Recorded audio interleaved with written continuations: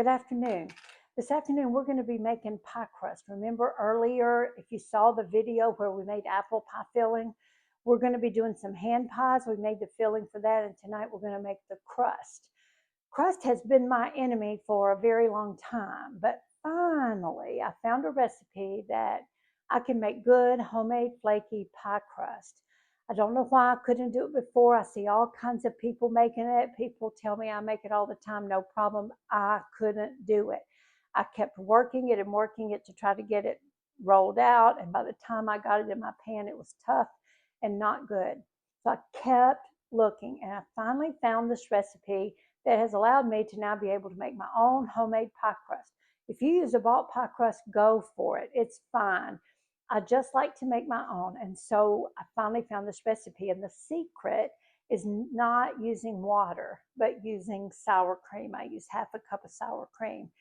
That way there's no water and it doesn't develop the gluten. So let's get started. We're going to make this pie crust. It'll be enough crust for 2 pies. We started with 2 cups of all-purpose plain flour. To that, we're going to add 2 teaspoons of sugar. If you're making a savory pie, don't add the sugar. If you're using salted butter, like I am, don't add salt. If you're using unsalted butter, add salt. So we've got 2 teaspoons of sugar. We've got 2 cups of flour, and we're going to just stir that together. We will use 2 sticks of butter in this recipe. They've been in the freezer frozen all day, and just before I started this video, I grated them into small pieces. I'm going to add that to this flour. These small pieces will easily be coated in this flour so that the crust can have that flaky taste and mouthfeel that we all love so much.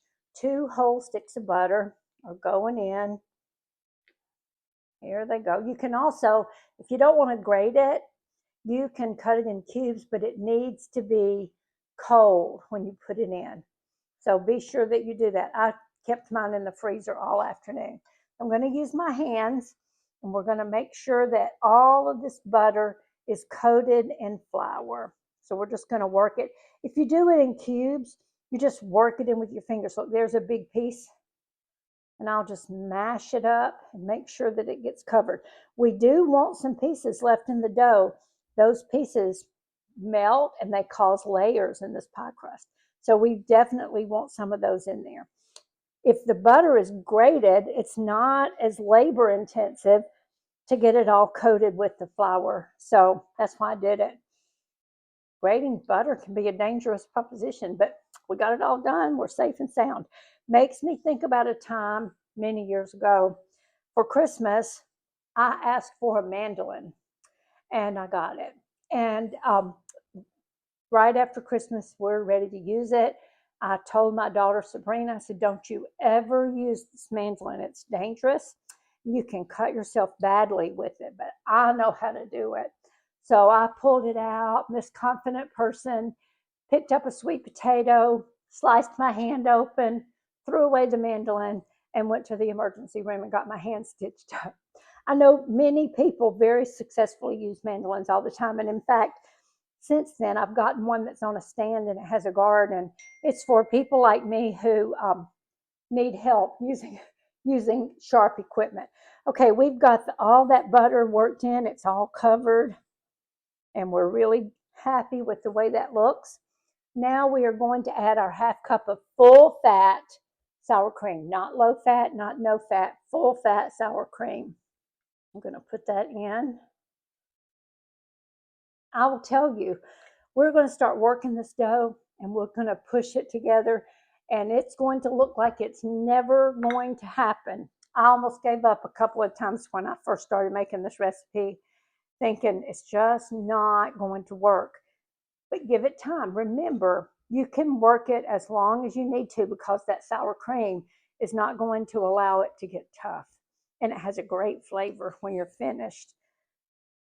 So we get it mixed up some, and then we'll dump it out on the counter till we get it all worked together. Like I said, this makes enough pie crust for 2 pies. So if you're going to make a fruit pie and you've got a top and a bottom, or a bottom and a lattice, this will be enough dough for that. If you're only making a 1 crust pie, you can put the other half in the refrigerator for a week or so, or in the freezer for a month or so. I like to keep one made all the time if I can, so that if I get ready to make a pie, I've got a crust in the freezer. So I've got it started. I've got some flour on the counter. I'm going to dump this dough out. It doesn't look like a pie crust, does it? Be patient. It will come together. So we're just going to start working it, pushing it together, pushing it together. With patience and time, it will be what we want it to be. All right, we're going to let you take a break, and I abruptly left you, but I'm back. The dough has come together, and we're about to divide it into 2, and we'll turn them into disc, and we'll put them in the refrigerator. All right, that's pretty much half. We're going to pull it. Look at that. See, it came together, and we're going to just turn it into a disc. While it stays in the refrigerator, even if you're ready to make the pie right now today, leave it in the refrigerator for half an hour or so. That dough will hydrate, and it'll be much easier to work with if you give it a little while to rest in the refrigerator. We won't be using this dough tonight, so it'll have plenty of time to rest. Okay, there's 1/2. Put it in its plastic bag, and then we'll get the other half. And we will put it in the plastic bag. And then in the next day or 2, we've still got to make some pumpkin pie filling before we start making hand pies. We've got the apple pie filling made, but we're going to make some pumpkin pie filling so that we can do some pumpkin hand pies and some apple hand pies. I can't wait to see how they taste. I know they're going to be sweet, because something sweet always happens. Have a great evening.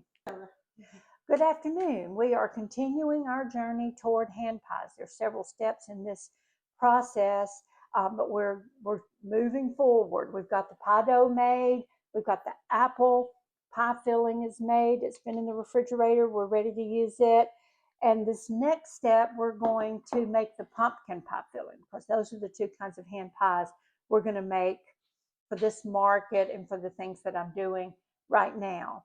The first thing we're going to need is 1 1/4 cups of pumpkin puree, not pumpkin pie filling, a can of pumpkin puree, and it took the whole can.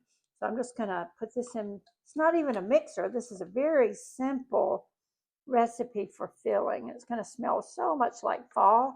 So I still got on my apple apron, because I'm not giving up on fall. We hardly even get that kind of weather here anyway. Okay, so we've got our pumpkin. We're going to add 1 egg, maybe. Add 1 egg. I've already measured out 72 grams of brown sugar. Put that in. A tablespoon of flour, and a teaspoon of pumpkin pie spice. Wish you could smell it. All those wonderful nutmeg, cinnamony flavors. And so I'm going to let that heap up just a little bit, because we like the flavor of it. We'll put that in, and some vanilla. Oh, a pinch of salt. Can't forget that for balance. Put in our vanilla. That was a lot. It'll be good. It'll be delicious. And a pinch of salt. I'm going to take our spatula out and take the whisk, and we're just going to whisk this together. I love it when I find things that I like for not a lot of money. Yesterday, Sabrina and I went to the Dollar General, and we were looking for things for market. And I happened to, well, I think it was Sabrina actually, we were looking at all the Christmas stuff there, just really cute things. And we saw on a shelf a turntable. You know, I like to have my turntable to put my ingredients on. And this one's all Christmassy, and I think it was like $5. It was not very much money. So I'll use it all through the season. Well, that is it. Our pumpkin pie filling is made. We are just going to put a lid on it and let it be. So now we have fillings for pumpkin pies and apple pies. We'll be back in a little while to roll out the dough and let the fun part begin.